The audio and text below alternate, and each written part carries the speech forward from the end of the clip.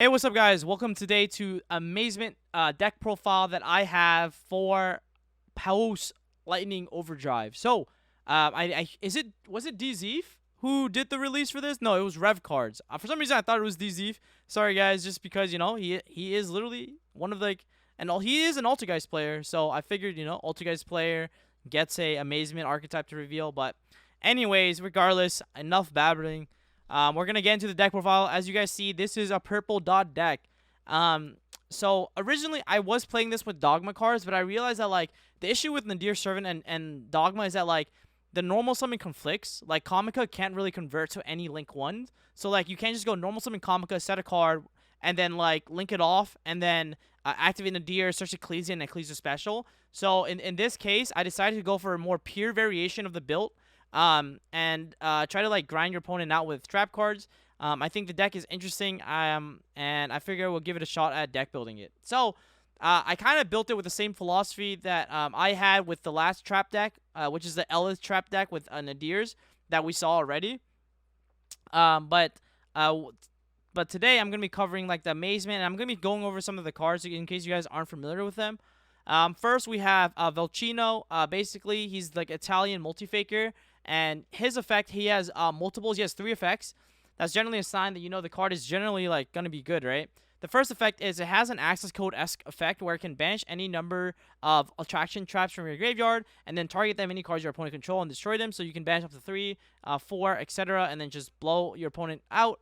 It's very, very strong. And the second effect is it's basically multi-faker, but it's not xenophobic. And what I mean by that is that when you activate Faker from the hand, for the turn that you do activate multi-faker's effect, you cannot summon anything except Altergeist monsters. Well, Chino doesn't have that restriction. He, quite frankly, doesn't care. If a trap card is activated, and then cool thing about this, it doesn't care if your opponent activates it or if you activate it. So if your opponent activates Sanguine, you can actually activate Velcino to summon from the hand. And then, crazy enough, what's really cool about that interaction is on a new chain, you would go Chainlink 1, Sanguine. Actually, you have to wait for it to resolve first. So, but anyways, when this card is on the field, if your opponent normals or special summon a monster, so let's say you have Volcino on the field, they activate Sanguine to summon a body. You can activate Volcino to equip attraction trap to their Golden Lord. So that's something that's really cool about this. 2600, 22 defense. The attack line, the attack stats is pretty good. So there's pretty much it. It's also a psychic monster. I don't know if that will be relevant, but it is. It is what it is. Then we have Kamika, which is basically the marionetter of the deck. It basically sets any attraction trap from your deck right to the spell and trap zone, and it has a quick effect, which all the attendants do. There's another one called Bufo, but I don't think he's that good. But Kamika, what this card does is you can target any of your attraction traps that is equipped to a monster, and then basically swap the targets. So you can move it to an Amazement monster you control, or move it to a monster your opponent control. So that's pretty much what it is. And then the other card, in terms of the archetype cards for the attractions trap cards, are going to be Amaze Cyclone, Amaze Rapid Racing, and then Amaze Horror House. So Cyclone is basically a spell trap removal when you equip it to an Amazement monster you control. And while it's equipped to an opponent's monster, it's a consistency piece. It helps you get Amazement monsters from your deck to your hand. So it helps you basically search this, and that's why you play it as a 3 of, because you want to open it and helps you get access to your Velcino. So you have 3 Velcinos, you have 3 Time Ticket, which I'll explain after, and 3 Cyclone. So basically 9 ways to the Italian multi-faker, which is going to be really nice. And then we have Horror House. So it has 2 effects. So Horror House can either book your opponent's monster while it's equipped to that monster, or it can target an effect monster opponent control, negating its effect. The cool thing about Horror House is that it's basically a quick effect Book of Moon, but you can actually swap it with Kamika, right? So let's say you want to book something else, you can go Horror House effect to book, and then Kamika effect to swap the Horror House and equip it to something else, therefore booking another card instead, which is really neat. Of course, if you Horror House, you can use Kamika effect to move the Horror House and equip to Kamika, and then Horror House now becomes an imperm. So that's pretty sweet. Last card, which is Rapid Racing. I play this as the 1 of, mainly because the effect to equip to the opponent is not that great. But what it does is basically can target any card in your opponent's graveyard. It changes the monster's battle position and then shuffle that target into the deck. I think as a 1 of, it's fine to be searchable. This card might be played more if like graveyard is really important, which it might be because of Diatrons. And shuffling your opponent's cards in the graveyard is very, very strong. So I like Rapid Racing.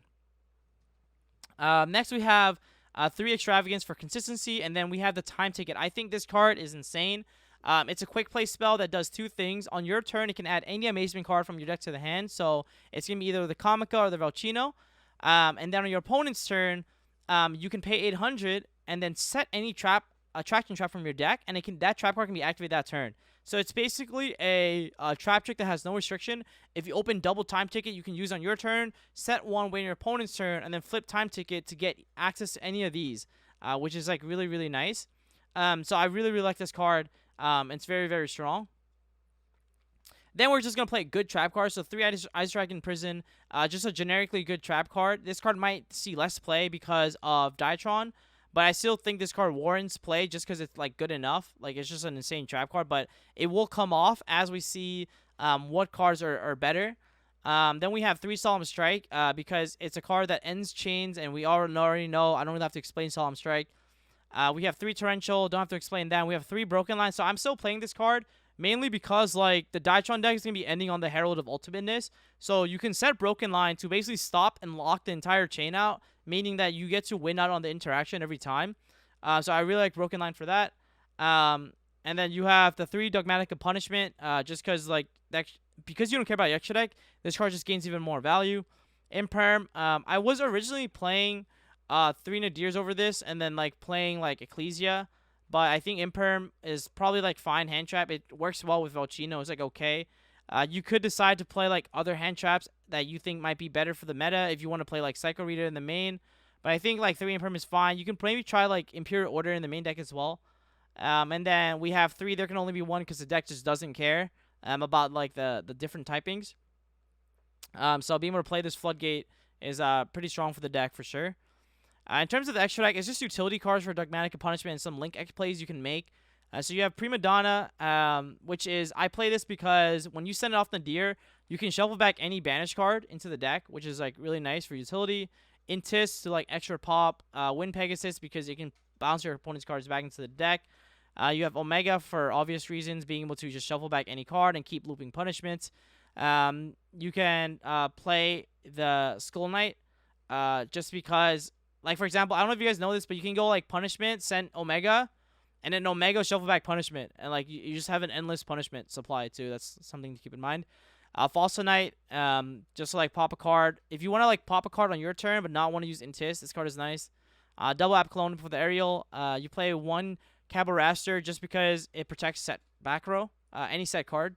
If your opponent has like low attack monsters, you can send it off like punishment, so which is fine. 1 for the Jet, which is like not shabby as well. Being able to like draw 1, put a card back in case you need to fix your hand.